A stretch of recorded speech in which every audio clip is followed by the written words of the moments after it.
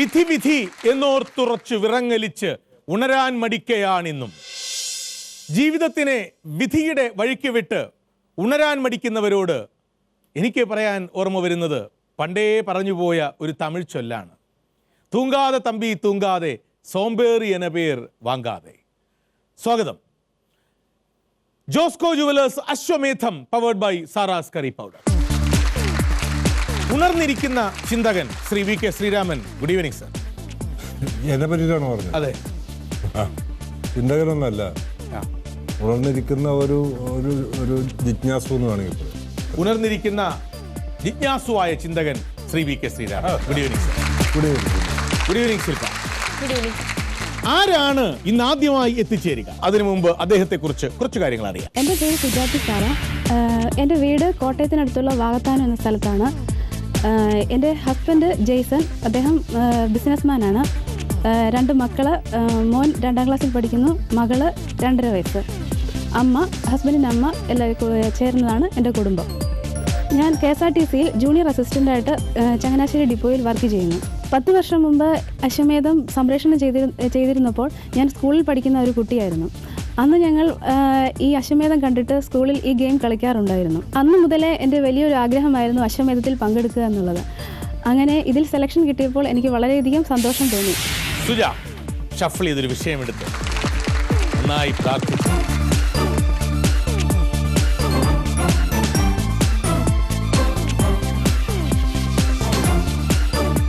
സുജ, അപ്പോ ഇരിക്കാൻ വരട്ടെ.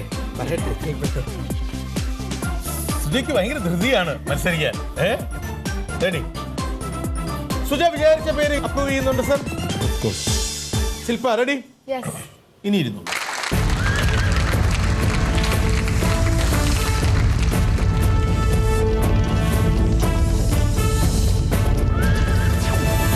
സുജ. അതെ സാർ. സുജ, നിങ്ങളുടെ ഈ ഗതാഗത വകുപ്പൊക്കെ ആകെ നഷ്ടത്തിലാണെന്ന് പറയുന്നത്. പോയ ദിവസം ഒരു വാർത്ത വല്ലാതെ ഞെട്ടിപ്പിച്ച ഒരു വാർത്തയുണ്ടായി. ട്രാൻസ്പോർട്ട് ഡിപ്പാർട്ട്മെന്റിൽ നിന്നും റിട്ടയർ ചെയ്ത ഒരു ജീവനക്കാരി അവരുടെ പെൻഷനും ശമ്പള കുടിശ്ശികയും ഒന്നും കിട്ടാത്തത് കൊണ്ട് ആത്മഹത്യ ചെയ്ത വാർത്തയുണ്ടായിരുന്നു. അറിഞ്ഞായിരുന്നോ? അറിഞ്ഞു. വലിയ ബുദ്ധിമുട്ട്. ശമ്പളം കിട്ടുന്നുണ്ടോ? ശമ്പളം കിട്ടുന്നുണ്ട്. സത്യം പറഞ്ഞാൽ ജോലി പോകൂല്ലേ? അപ്പൊ ഒരു പാട്ട് പാടും. എന്തു പറഞ്ഞാലും നീ എന്റേതല്ലേ വാവേ, ഒന്നു ചിണങ്ങാതെ ഒന്നു കൂടെ പോരു പൂവേ, മാനത്തെ കൂട്ടിൽ മഞ്ഞു മൈനയുറങ്ങിയില്ലേ, താരാട്ടു പാട്ടും ഒരു തത്തയുറങ്ങിയില്ലേ, എന്നെയും നീ എന്റെ നെഞ്ചിൽ ചാഞ്ഞു ചില്ലിൻ കൂട്ടിൽ മെല്ലെ മുട്ടിയില്ല, എന്തു പറഞ്ഞാലും നീ എന്റേതല്ലേ വാവേ, ഒന്നു പിണങ്ങാതെ ഒന്നു കൂടെ പോരു പൂവേ. പ്രണയ വിവാഹമായിരുന്നോ? അല്ല. തുടങ്ങാം. അതെ. സുജ മത്സരത്തിന് തയ്യാറാണ് അല്ലേ? നമുക്ക് കടക്കാം വിപരീത സമസ്യയുടെ സുദൃഢ മേഖലയിലേക്ക്. യാഗം.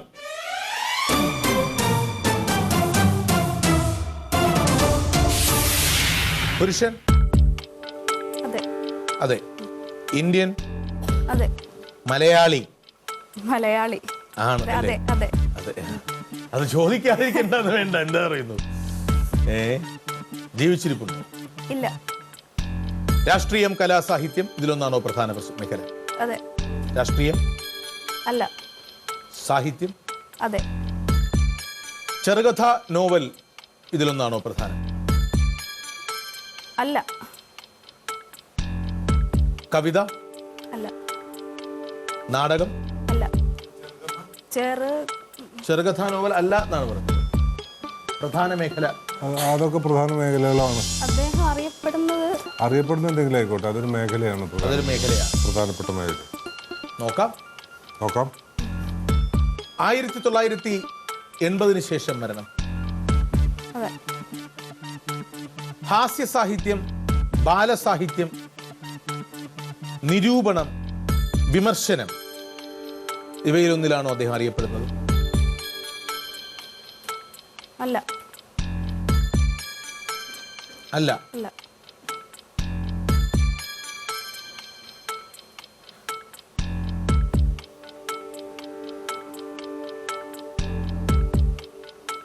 കവിതയല്ല, ചെറുകഥയല്ല, നോവലല്ല, നാടകമല്ല, ഹാസ്യസാഹിത്യമല്ല, ബാലസാഹിത്യമല്ല, നിരൂപണമല്ല, വിമർശനമല്ല.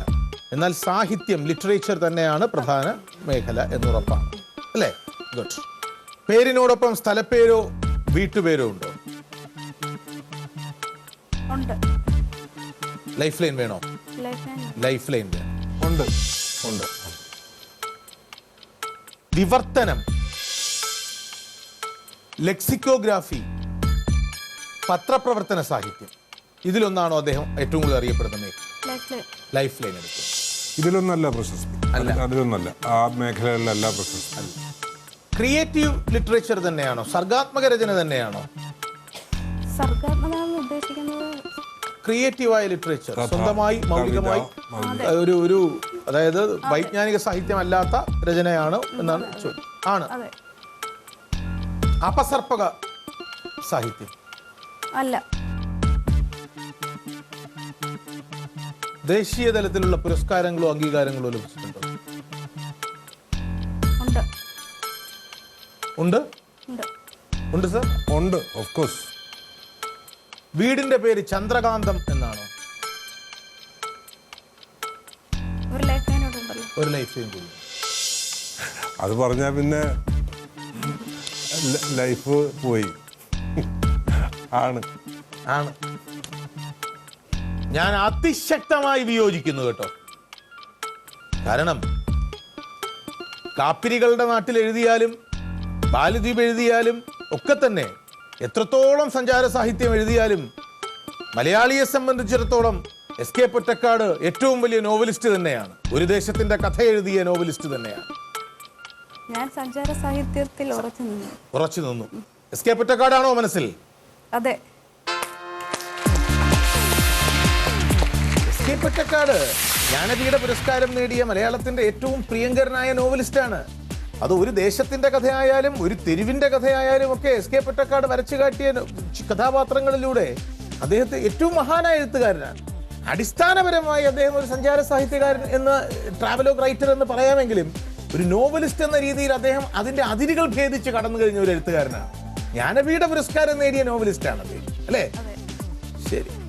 എസ്.കെ. പൊറ്റക്കാട് 1913 മാർച്ച് 14 കോഴിക്കോട്ടെ കുഞ്ഞിരാമൻ പൊറ്റക്കാട് എന്ന സ്കൂൾ അധ്യാപകന്റെ മകനായിട്ടാണ് ശങ്കരൻകുട്ടി പൊറ്റക്കാട് ജനിച്ചത്. പ്രാഥമിക വിദ്യാഭ്യാസം കോഴിക്കോട്ടെ ചാലപ്പുരം ഗണപത് സ്കൂളിൽ നടത്തിയ ശേഷം സാമൂതിരി കോളേജിൽ നിന്ന് ഇന്റർമീഡിയറ്റ് നേടുകയും പിൽക്കാലത്ത് ഗുജറാത്തി വിദ്യാലയത്തിൽ അധ്യാപകനായി സേവനമനുഷ്ഠിക്കുകയും ചെയ്തു. മലയാള നോവലിസ്റ്റും സഞ്ചാര സാഹിത്യകാരനും കവിയുമായ എസ്.കെ. പൊറ്റക്കാടിന് 1980 ഒരു ദേശത്തിന്റെ കഥ എന്ന നോവലിന് ജ്ഞാനപീഠ പുരസ്കാരം ലഭിച്ചു. യൂറോപ്പ്, ആഫ്രിക്ക, അമേരിക്ക, ദക്ഷിണേഷ്യ, പൂർവേഷ്യ എന്നിവിടങ്ങളിലെ മിക്ക രാജ്യങ്ങളും സന്ദർശിക്കുകയും പല നവീനമായ യാത്രാ വിവരണങ്ങൾ സംഭാവന നൽകുകയും ചെയ്ത എസ്.കെ. 1982 ഓഗസ്റ്റ് 6 അന്തരിച്ചു. അദ്ദേഹത്തിന്റെ വീട്ടിന്റെ പേര് മനോഹരമല്ലേ? ചന്ദ്രകാന്തം എന്നാണ് അദ്ദേഹത്തിന്റെ വീട്ടിന്റെ പേര് കേട്ടോ. ഇതാ സുജാ, ഈ അശോപഹാരം സുജയ്ക്ക് സമ്മാനം. ഒപ്പം മിർ റിയൽറ്റേഴ്സിന്റെ ഒരു ക്യാഷ് അവാർഡും. പ്രേക്ഷകരോടുള്ള ഈ ദിവസത്തെ ചോദ്യം: ആരാണ് ഇബിലീസുകളുടെ നാട്ടിൽ എഴുതിയത്? ഈ വേദിയിലേക്ക് ഇനി കടന്നു വരുന്ന മത്സരാർത്ഥിയെ നമുക്ക് സ്വാഗതം ചെയ്യാം. അതിനു മുമ്പ് അദ്ദേഹത്തെ കുറിച്ച് കുറച്ച് കാര്യങ്ങൾ അറിയാം. ഹായ്, എൻ്റെ പേര് വിനീത് ചന്ദ്രൻ. ഞാൻ കോട്ടയം ജില്ലയിലെ പാമ്പാടിയിൽ നിന്ന് വരുന്നു. ഞാനിപ്പോൾ ടെക്നോ പാർക്കിലെ പോളോ സോഫ്റ്റ്വെയർ എന്ന കമ്പനിയിലാണ് വർക്ക് ചെയ്യുന്നത്. ഈ പരിപാടി പങ്കെടുക്കാനായിട്ട് എൻ്റെ സുഹൃത്തുക്കളുടെയും കുടുംബാംഗങ്ങളുടെയും എല്ലാം പ്രോത്സാഹനം എനിക്കുണ്ടായിരുന്നു. ഈ കൈരളിയിലൂടെയുള്ള ഈ അശ്വമേധത്തിൻ്റെ 2ാം വരവ് വീണ്ടും എന്നെ വായനയുടെ ലോകത്തേക്ക് എത്തിക്കുകയും നിരവധി ആൾക്കാരെ പുതുതായി പരിചയപ്പെടാനും നിരവധി സംഭവങ്ങളെക്കുറിച്ച് വായിക്കാനും മനസ്സിലാക്കാനും ഒക്കെ സാധിച്ചു. ഗ്രാൻഡ് മാസ്റ്റർ GS പ്രദീപുമായി വേദി പങ്കിടുമ്പോൾ അദ്ദേഹത്തോടൊപ്പം അല്പസമയം ചെലവഴിക്കാനുള്ള ആഗ്രഹം മാത്രമാണ് ഉള്ളിലുള്ളത്. എൻ്റെ പരിമിതമായ അറിവുകളിൽ വെച്ച് ഈ മത്സരത്തിൽ എത്രത്തോളം മുന്നോട്ട് പോകാൻ പറ്റുമെങ്കിൽ അത്രത്തോളം മുന്നോട്ട് പോയി ഈ സമ്മാനങ്ങൾ കരസ്ഥമാക്കി അത് വേണ്ട വിധത്തിൽ വിനിയോഗിക്കുമെന്ന് ഈ അവസരത്തിൽ ഞാൻ ഉറപ്പുവരുന്നു. So that was the profile of Mr. Vineet Chandran. Vineet, all the best. Welcome to the show. നന്നായി ഷഫിൾ ചെയ്തിട്ടൊരു വിഷയം എടുത്തു. And now you can make a move to it.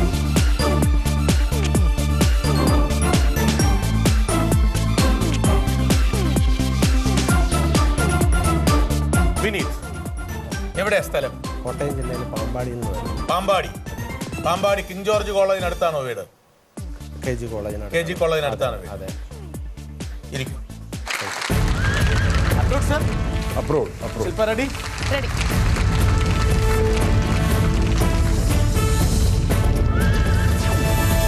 Pampady Kuriakose Gregorios college.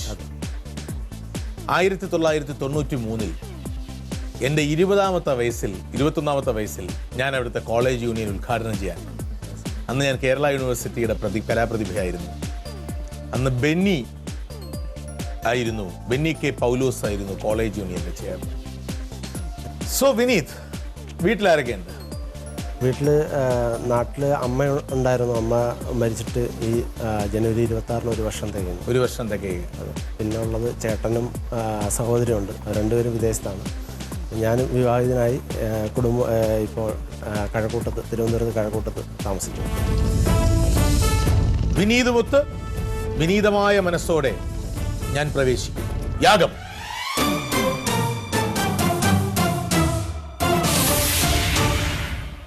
Vineeth വിചാരിച്ച വ്യക്തി ഒരു പുരുഷനാണോ?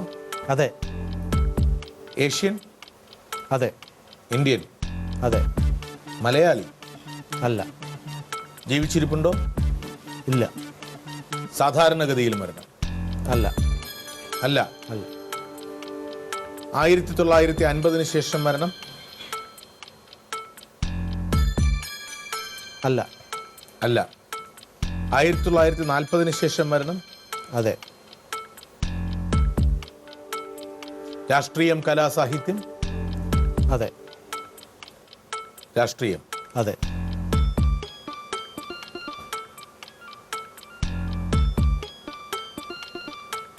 ഗ്രീൻ പാംലെറ്റ് പുറത്തിറക്കിയിട്ടുണ്ടോ? Life line? ഇല്ല. 1946 ശേഷം മരണം? Life line. അതും ലൈഫ് ലൈൻ? അല്ല. അല്ല. ജനിച്ചത് കട്ടക്കിലാണ്? അതെ. കട്ടക്കിലാണ് ജനിച്ചത്? അതെ. ആണ്. പക്ഷെ അദ്ദേഹം മരിച്ച തീയതി കൃത്യമായി പറയാൻ ബുദ്ധിമുട്ടുണ്ട്. അദ്ദേഹം സൈബീരിയയിൽ വെച്ചാണ് മരിച്ചതെന്നും ഈയിടെ ചിലർ അവകാശപ്പെടുന്നുണ്ട്. അല്ലേ? അതെ. നേതാജി സുഭാഷ് ചന്ദ്രബോസ്. അതെ.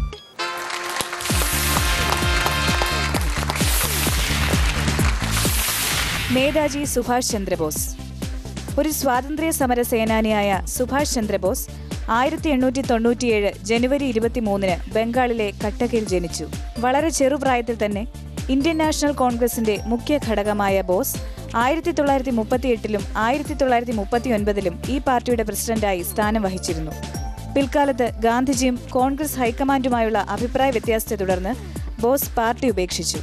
സ്വാമി വിവേകാനന്ദന്റെ പാഠവങ്ങൾ പിന്തുടർന്ന അദ്ദേഹം തന്റെ രക്ഷിതാക്കളുടെ ആഗ്രഹപ്രകാരം 1919 ഇംഗ്ലണ്ടിൽ പോയി സിവിൽ സർവീസ് പഠനം പൂർത്തീകരിച്ചു. 1945 ഓഗസ്റ്റ് 18 നടന്ന ഒരു വിമാനാപകടത്തിൽ അദ്ദേഹം കൊല്ലപ്പെട്ടു എന്ന് വിശ്വസിക്കപ്പെടുന്നു. എന്തായിരുന്നു കിട്ടിയ വിഷയം? സ്വാതന്ത്ര്യ സമരം. സ്വാതന്ത്ര്യ സമരം. അതെ. ഇന്ത്യയുടെ സ്വാതന്ത്ര്യ സമര ചരിത്രത്തിൽ മദൻലാൽ ഡിംഗ്രയും പ്രഫുല്ല ചാക്കിയും അടക്കം കുറച്ചുകൂടി ദുഷ്കരമായ ഒട്ടനവധി പേരുകളുള്ളപ്പോൾ പെട്ടെന്ന് അങ്ങനെ ഒരു പേര് നമ്മുടെ സ്വാതന്ത്ര്യ സമരത്തിൽ വളരെ നമ്മളെല്ലാവരും അവഗണിക്കപ്പെട്ട ഒരു പേരാണ് സുഭാഷ് ചന്ദ്രബോസിൻ്റെ. പലരും അതുകൊണ്ട് ആ ഒരു പേര് എപ്പോഴും സുഭാഷ് ചന്ദ്രബോസിന്റെ പേര് അവഗണിച്ച പേരാണ്. പുള്ളിക്ക് അത്രയും പ്രാധാന്യം ഇന്ത്യ അല്ലെ ഗവൺമെൻറ് നൽകിയിട്ടില്ല എന്നാണ് എൻ്റെ ഒരു.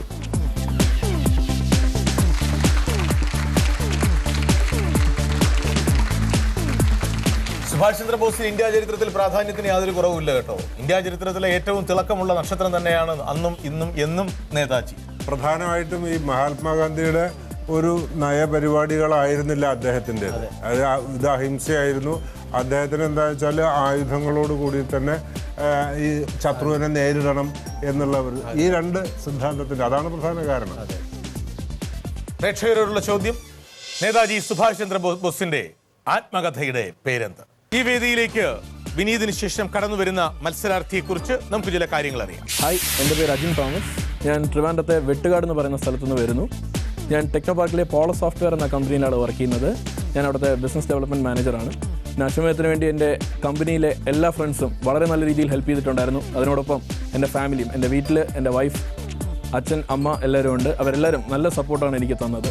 അശ്വമേധം ബാക്കി റിയാലിറ്റി ഷോസിൽ നിന്നും വളരെ വ്യത്യസ്തമാണ്. കാരണം ബാക്കി ക്യൂസ് പ്രോഗ്രാംസിലെല്ലാം നമ്മൾ എല്ലാ മേഖലയും ഒന്ന് തൊട്ടുപോകുമെങ്കിലും അശ്വമേധത്തിൽ നമ്മൾ ഒരു വ്യക്തിയെപ്പറ്റി ഗാഢമായി നമുക്ക് അറിയുവാനുള്ള ഒരു സാധ്യതയാണ് നമുക്ക് അശ്വമേധത്തിലൂടെ ലഭിക്കുന്നത്. അത് തന്നെയാണ് ഈ പരിപാടിയെ ബാക്കി പരിപാടികളിൽ നിന്നും വ്യത്യസ്തമാക്കുന്നത്. അശ്വമേധത്തിൻ്റെ ഫ്ലോറിലേക്ക് കയറുമ്പോൾ എനിക്ക് വിൻസ്റ്റൺ ചർച്ചിൽ പറഞ്ഞ ഏതാനും വാക്കുകളാണ് എനിക്ക് ഓർമ്മ വരുന്നത്.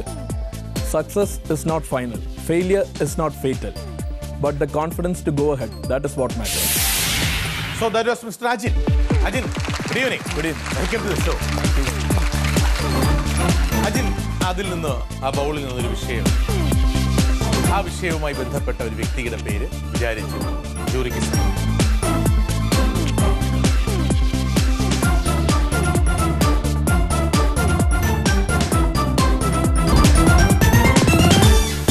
ഒരു അജിൻ, നാടെവിടെയാണ്? ട്രിവാൻഡ്രത്ത് തന്നെയാണ്. അതെ, വെട്ടുകാട്. വെട്ടുകാടാണ്. പിന്നെ അശ്വമേധം കാണാറുണ്ട് സ്ഥിരമായി? അതെ, വളരെ കാലത്തെ ആഗ്രഹമാണ് സാറുമായിട്ട് ഒരു സ്റ്റേജ് പങ്കിടണം എന്നുള്ളത്. അജിൻ വിചാരിച്ച പേര് അംഗീകരിക്കുന്നു. Approved. Shilpa ready? Yes. Please.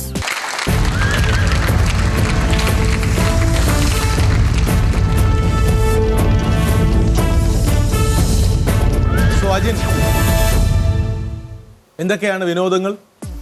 പ്രധാനമായും പാട്ട് കേൾക്കുന്നത് വളരെ ഇഷ്ടമുള്ള ഒരു പാട്ട് പാടാനോ? കവിത. കവിത ചൊല്ലും. ഏത് കവിതയാണ് ചൊല്ലാൻ പോകുന്നത്? നമ്മുടെ ONVയുടെ കുഞ്ഞെടുത്തിയിലെ ഏതാനും ചില വരി. വലിയ ഗായകനൊന്നും അല്ല, ഒരു ഗായകനാകണ്ട, കവിത ചൊല്ലാം. അതെ. കുഞ്ഞെടുത്തിയെ തന്നെയല്ലോ ഉണ്ണിക്കെന്നും ഏറെ ഇഷ്ടം, പൊന്നെ പോലത്തെ നെറ്റിയിലുണ്ടല്ലോ മഞ്ഞൾ വരക്കൂറി ചാന്തുപൊട്ടും, ഈറൻമുടിയിലെണ്ണ മണം ചില നേരമാത്തുമ്പത്തൊരു പൂവും, കയ്യിലൊരറ്റ കുപ്പിവള മുഖം കണ്ടാൽ കാവിലെ ദേവി തന്നെ, മടിയിലിരുത്തിട്ട് മാറോടു ചേർത്തിട്ട് മണിമണി പോലെ കഥ പറയും, ആനയുടെ മയിലിന്റെ ഒട്ടകത്തിന്റെയും ആരും കേൾക്കാത്ത കഥ പറയും. ഉണ്ണിക്കെന്തേനുമേതിന്നും കുഞ്ഞേടുത്തിയെ കൂട്ടുള്ളൂ, കണ്ണിൽ കണ്ടതും കത്തിരിക്കയും ഇതെന്താണെന്നുണ്ണി ചോദിക്കും, കുഞ്ഞേടുത്തി പറഞ്ഞു കൊടുക്കുമ്പോൾ ഉണ്ണിക്കത്ഭുതമാഹ്ലാദം. Very good.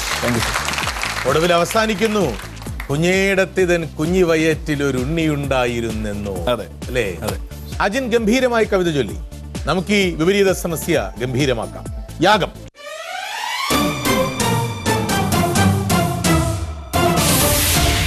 പുരുഷൻ? അതെ. ഏഷ്യൻ? അതെ. ഇന്ത്യൻ? അതെ. മലയാളി? അല്ല. ജീവിച്ചിരിപ്പുണ്ടോ? ഇല്ല. Normal death? Yes. South Indian? No. രാഷ്ട്രീയം, കല, സാഹിത്യം, മതപരം, ആത്മീയം, സാമൂഹ്യ പ്രവർത്തനം, ഇതിലൊന്നാണോ പ്രധാന പ്രവർത്തന മേഖല, പ്രധാന പ്രശസ്തിക്ക് കാരണം? അതെ. രാഷ്ട്രീയം, കല, സാഹിത്യം? അതെ. സാഹിത്യം? അല്ല. രാഷ്ട്രീയം? അതെ. 1950 ശേഷം വരണം? അതെ. മന്ത്രിയോ പ്രധാനമന്ത്രിയോ മുഖ്യമന്ത്രിയോ ആയിട്ടുണ്ടോ? ഇല്ല. ഇല്ല. ഇല്ല. Indian national Congress? ബന്ധമുണ്ട്. അദ്ദേഹത്തിന്റെ രാഷ്ട്രീയമാണ് പ്രധാനമെന്ന് പറഞ്ഞല്ലോ. അദ്ദേഹത്തിന്റെ രാഷ്ട്രീയത്തിലുള്ള അദ്ദേഹത്തിന്റെ പ്രധാന പ്രവർത്തന മണ്ഡലം ഇന്ത്യൻ നാഷണൽ കോൺഗ്രസിലൂടെ ആയിരുന്നോ? തുടക്കം ഇന്റർനാഷണൽ കോൺഗ്രസിലൂടെ ആയിരുന്നു. പ്രധാന പ്രവർത്തന മണ്ഡലം? Sir, life line. Life line. ആണ് കോൺഗ്രസ് അറിയപ്പെടുന്നത് കോൺഗ്രസ്സുകാരൻ എന്ന രീതിയിൽ തന്നെയാണ്. കോൺഗ്രസ് സോഷ്യലിസ്റ്റ് തുടക്കം ഇതിലായിരുന്നു. അദ്ദേഹം പിന്നീട് സോഷ്യലിസ്റ്റ് ആയിരുന്നു. അദ്ദേഹം അതെ ആയിരുന്നു. അതെ 1975 ശേഷം മരണം അല്ല.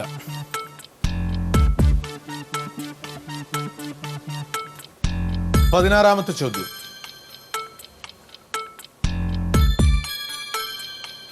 അദ്ദേഹത്തിന് ഡോക്ടർ പദവി ഉണ്ടായിരുന്നു? ഇല്ല.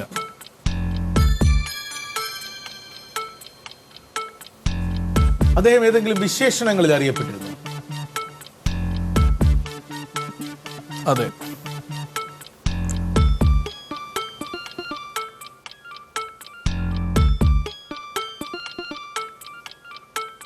You said death after 1950. Yes. അദ്ദേഹത്തിന്റെ പേരിന്റെ ഏതെങ്കിലും ഭാഗം ജയിൽ ആരംഭിക്കുന്നുണ്ടോ? ഇല്ല.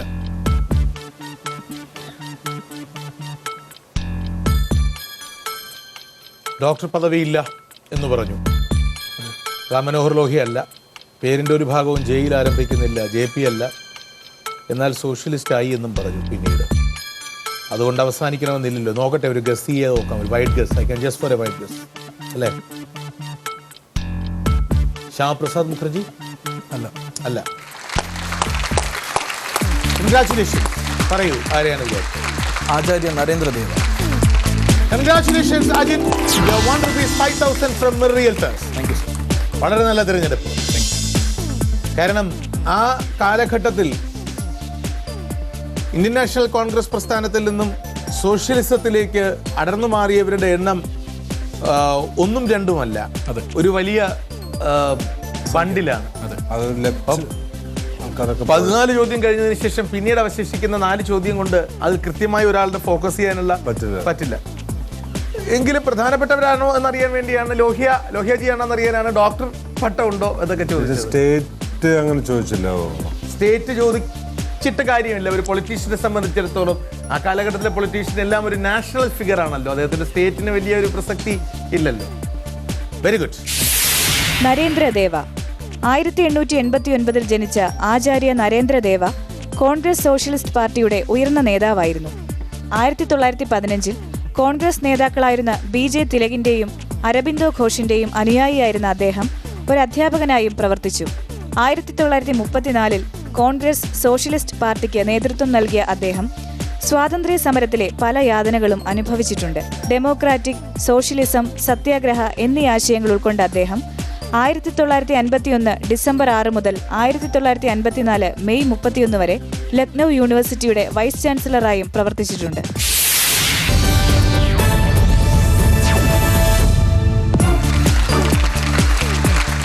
Welcome back to Josco jewellers Ashwamedham powered by Saras curry powder. Ajin, all the best on the second round. Sir, അജിന്റെ 2ാം റൗണ്ടിലെ തീരുമാനം അല്ലെങ്കിൽ 2ാം റൗണ്ടിലെ സെലക്ഷൻ അപ്രൂവ്ഡ് ആണ്? Approved. Ready Shilpa? Yes. Take your seat Ajin.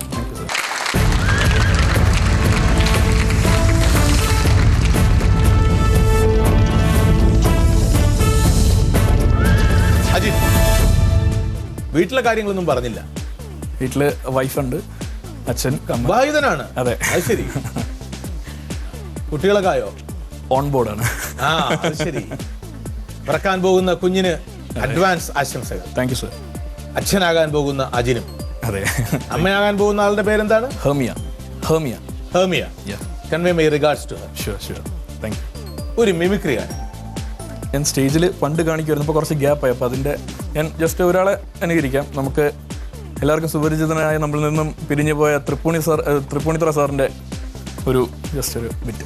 അപ്പോൾ നമുക്ക് സുപരിചിതമായൊരു പാട്ടാണ് ഹേ ക്യാ ബോൽത്തി തും. അത് പുള്ളിക്കാരൻ പാടിയിരുന്നെങ്കിൽ എങ്ങനെയുണ്ടാവുന്ന നമ്മുടെ സങ്കല്പത്തിൽ ഒന്ന് നോക്കാം.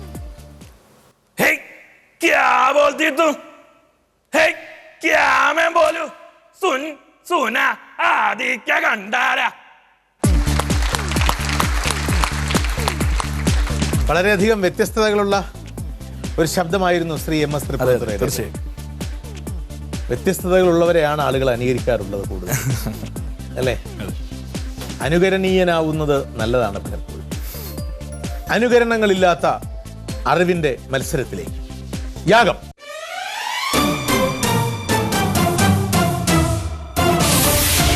അജിൻ ഇക്കുറി വിചാരിച്ചത് ഒരു പുരുഷനെയാണോ? അതെ. ഇന്ത്യൻ അല്ല. ഏഷ്യൻ അല്ല. യൂറോപ്യൻ? അതെ. അതെ. ജീവിച്ചിരിപ്പുണ്ടോ? അതെ. അതെ. 50 വയസ്സായോ? ഇല്ല. സ്പോർട്സ്? അതെ. ഫുട്ബോൾ? നോ. പന്ത് ഉപയോഗിച്ചുള്ള ഒരു കളി? അതെ. ബ്രിട്ടീഷ്? നോ. ഇപ്പോഴും കളിക്കുന്നുണ്ടോ? ഇല്ല. ഇല്ല. France, Greece, Germany, Italy, Sweden? No. Russia, Croatia, Yugoslavia, Czechoslovakia? No.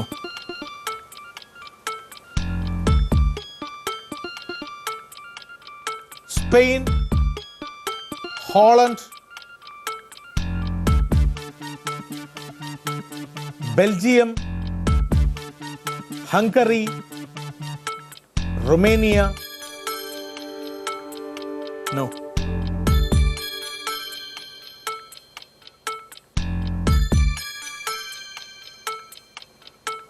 പേരാരംഭിക്കുന്നത്, അദ്ദേഹത്തിന്റെ പേരാരംഭിക്കുന്നത് ABCDEFGH IJKL എന്നീ അക്ഷരങ്ങളിൽ ഒന്നിലാണോ? Yes. IJKL? No.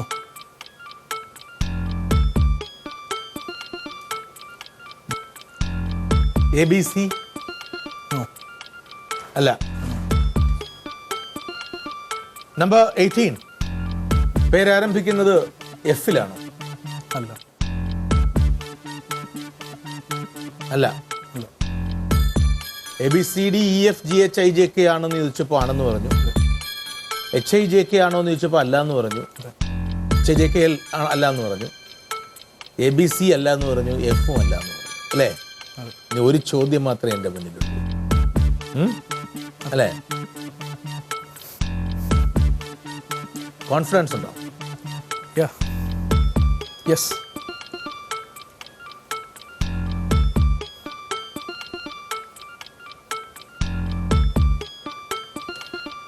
Last question. Is a സ്വിറ്റ്സർലാൻഡുകാരനായ ഒരു ടെന്നീസ് പ്ലെയർ ആണ്? അല്ല. അല്ല. അല്ല.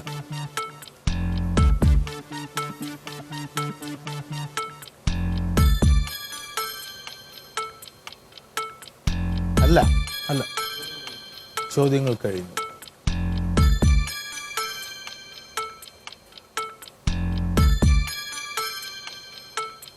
ശരി, ടെന്നീസ് ആണെന്ന് വിചാരിച്ചാണ് ഇത്രയും നേരം മുന്നോട്ട് പോയത്. പന്ത് ഉപയോഗിച്ചുള്ള കളിയാണെന്ന് പറഞ്ഞു. അതെ.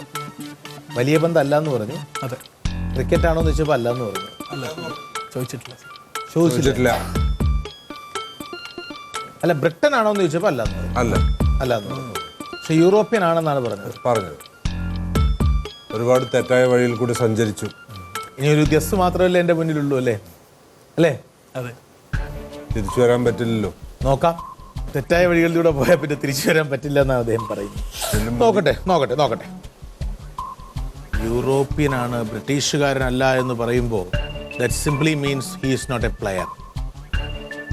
കാരണം യൂറോപ്പിൽ ഇംഗ്ലണ്ട് അല്ലാതെ പിന്നെ ഒരു ക്രിക്കറ്റിംഗ് കൺട്രി എന്ന് പറയാനില്ല. ഹോളണ്ടും അല്ല എന്ന് പറഞ്ഞത്. അയർലൻഡിനൊരു ചെറിയ ചാൻസ് ഉണ്ട്. പക്ഷേ അവിടെയും ഈ പറയുന്നത് പോലെ 50-ന് താഴെ റിട്ടയർ ചെയ്തു. കൂടി കേട്ടാ തിരക്കില്ല. ഇല്ല, ഞാൻ എൻ്റെ മനസ്സിനോട് വെറുക്കെയായിരുന്നു. അതിൽ വല്ല കുഴപ്പമുണ്ടെങ്കിൽ നമ്മൾ പറയിച്ചില്ല. ഇംഗ്ലണ്ട് അല്ലാതെ ക്രിക്കറ്റ് കളിക്കുന്ന സ്ഥലം യൂറോപ്പിൽ ഇല്ല എന്നൊക്കെ പറയുമ്പോഴൊക്കെ, ഇംഗ്ലണ്ട് അല്ലാതെ ക്രിക്കറ്റ് കളിക്കാൻ പിന്നെ സ്കോട്ട്ലൻഡും അയർലൻഡും. ഞാൻ ബ്രിട്ടൻ എന്നാണ് ചോദിച്ചത്, ഇംഗ്ലണ്ട് എന്ന് ചോദിച്ചില്ല. ബ്രിട്ടീഷ് എന്നാണ് ചോദിച്ചത്. ബ്രിട്ടൻ എന്നാണ് പറയുന്നത്. Britain means England, Ireland, Scotland ആണ്. അതല്ല എന്ന് പറഞ്ഞു. അങ്ങനെയല്ല അതിന്റെ ഒരു ചോദ്യത്തിന്റെ. അതെ, Britain, France, Greece, Italy, Germany എന്നാണ്. രണ്ടാമത് തുടങ്ങേണ്ടി വരും. കാരണം പറഞ്ഞാല് ഈ ഇംഗ്ലണ്ട് എന്നുള്ള സ്പെസിഫിക്. ഇംഗ്ലണ്ട് എന്ന് ഞാൻ ചോദിച്ചിട്ടേ ഇല്ല. ബ്രിട്ടൻ എന്നാണ് ഞാൻ ചോദിച്ചത്. Okay sir. അപ്പൊ അതിന് ബ്രിട്ടൻ എന്ന് പറഞ്ഞാൽ ഇംഗ്ലണ്ട്, സ്കോട്ട്ലൻഡ്, അയർലൻഡ് അപ്പൊ അല്ലേ? അതിൽ നിന്ന് തിരിച്ചു വരേണ്ടി വരും. He said no. അതല്ലേ ഞാൻ ഈ കിടന്നത് ടെന്നീസിൽ തന്നെ ഉറപ്പിക്കുന്നത് സാർ. അല്ല, അതാണ് ബ്രിട്ടൻ അല്ല എന്ന് പറയുമ്പോ പിന്നെ യൂറോപ്പിൽ ക്രിക്കറ്റ് കളിക്കുന്നത് അതാണ് അത് പാസ് ചെയ്ത് നമ്മൾ അറിഞ്ഞില്ല വാസ്തവത്തില്. അപ്പൊ അതാണ് ഞാൻ പറഞ്ഞത്, ഈ പുറകുറുക്കുന്നത് ഉറക്കനായി കഴിഞ്ഞാൽ നമുക്കും കൂടിയിട്ട് മനസ്സിലാക്കും എന്ന് പറഞ്ഞത്. ബ്രിട്ടൻ ചോദിച്ചപ്പോൾ അല്ല എന്ന് പറഞ്ഞെങ്കിൽ അത് തകരാറാണ്. ജൂറി എന്നുള്ള നിലയിൽ നമ്മൾ മാപ്പ് പറയുന്നു. അല്ല, അത് പോട്ടെ, അത് വേണ്ട സാർ, പോട്ടെ. യെസ്, ഐറിഷുകാരനായ അയർലൻഡുകാരനായ ഒരു ക്രിക്കറ്റ് താരമാണ് മനസ്സിൽ അല്ലേ? അല്ല, സ്കോട്ട്ലൻഡും അയർലൻഡും ഒന്നും അല്ല, സ്കോട്ട്ലൻഡാണ്. അതൊക്കെ ബ്രിട്ടന്റെ ഭാഗമല്ലേ? വിട്ടുപോയി. പ്രത്യേകിച്ച് ഇപ്പോ ഈ ഇടയ്ക്ക് തന്നെ അല്ലേ ഹിതപരിശോധന നടന്നതും പേസ് കൂടി വന്നപ്പോഴത്തേക്ക് ആൻസറിന്റെ ഒരു ഇത് മാറി, തെറ്റിപ്പോയി അല്ലേ? കുഴപ്പമില്ല. Congratulations, you have one rupees 10,000 from the real. പറയൂ. ഞാൻ വിചാരിച്ച ഗാവിൻ ഹാമിൽട്ടൺ ആയിരുന്നു വേൾഡ് കപ്പിൽ സ്കോട്ട്ലൻഡിനെ നയിച്ച കളിക്കാരനാണ്. ദയനീയമായ പരാജയമായിരുന്നുവെങ്കിൽ പോലും സ്കോട്ട്ലൻഡിനെ നയിച്ച ക്യാപ്റ്റനായിരുന്നു Gavin Hamilton. Gavin Mark Hamilton 1974 September 16 സ്കോട്ട്ലൻഡിലെ ബ്രോക്സ്ബേണിൽ ജനിച്ചു. ഒരു ഓൾറൗണ്ടർ ക്രിക്കറ്ററായിരുന്ന അദ്ദേഹം ഇംഗ്ലണ്ടിന് വേണ്ടി ഒരു ടെസ്റ്റ് കളിക്കുകയും സ്കോട്ട്ലൻഡിന് വേണ്ടി ഏകദിന മത്സരങ്ങൾ കളിക്കുകയും ചെയ്തിട്ടുണ്ട്.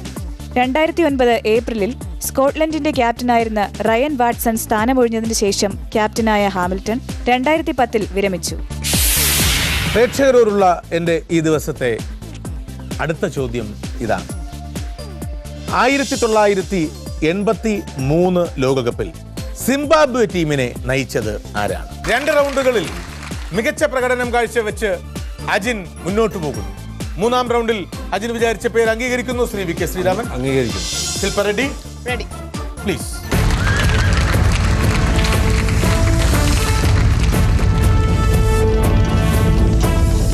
അജിൻ, യാഗത്തിന്റെ 3-ാം റൗണ്ടിൽ എത്തി നിൽക്കുന്നു Ajin.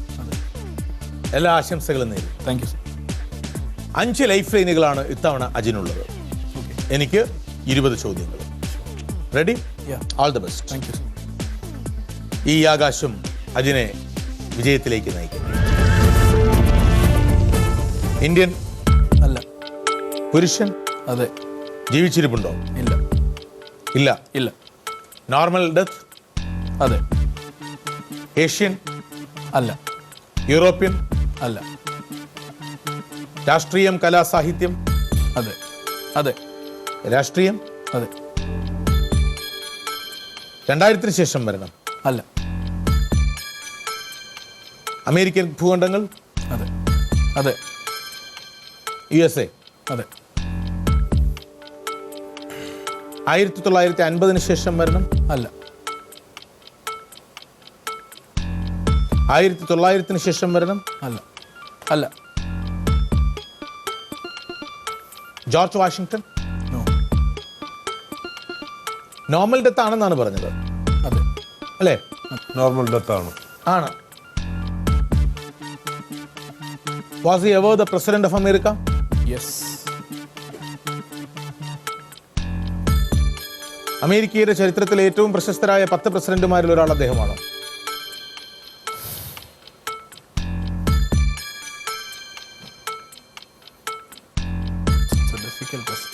Difficult question. Okay, fine, അത് വേണ്ട. 1900 മുമ്പാണ് എന്ന് ഉറപ്പാണ്? അതെ. Any part of his name starts with B? No sir. M? No sir.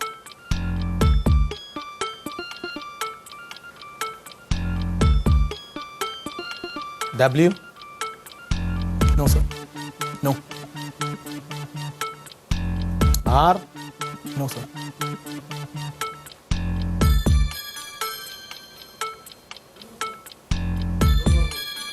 Two more questions.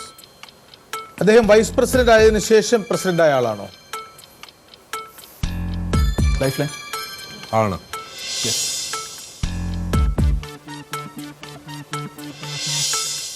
ആണ്. Yes. He was the vice president of Abraham Lincoln? Yes.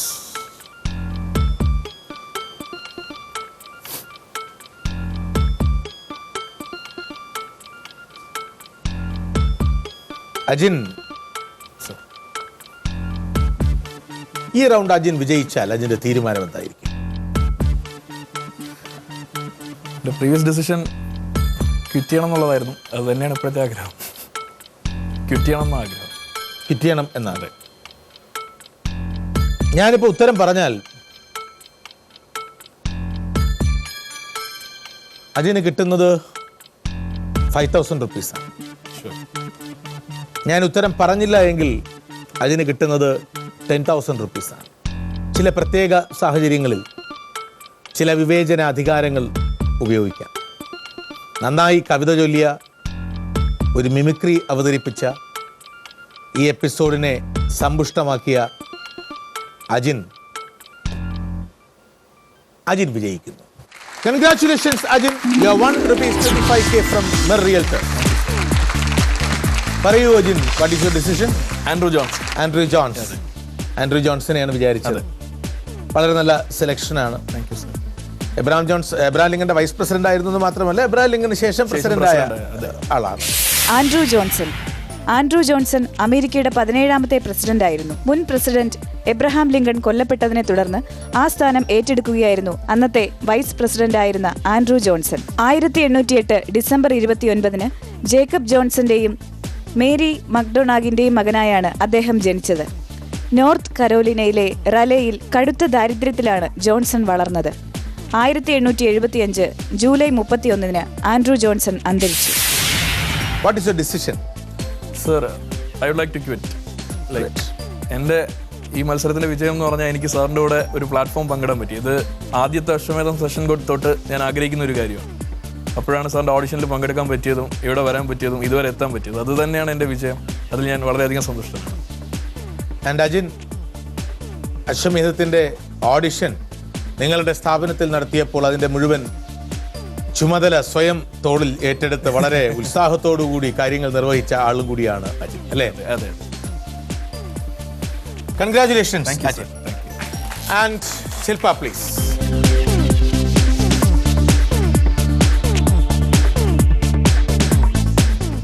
Mir realtors അജിന് സമ്മാനിക്കുന്നു 10,000 rupees cash. ഇത് അജിൻ ഈ ദിവസം നടത്തിയ ബൗദ്ധികമായ പ്രവർത്തനങ്ങൾക്കും കലാപരമായ പ്രവർത്തനങ്ങൾക്കുമുള്ള ഞങ്ങളുടെ അശോഭനം. പ്രിയപ്പെട്ട പ്രേക്ഷകരെ, അജിൻ ആൻഡ്രൂ ജോൺസനെയാണ് മനസ്സിൽ വിചാരിച്ചത്.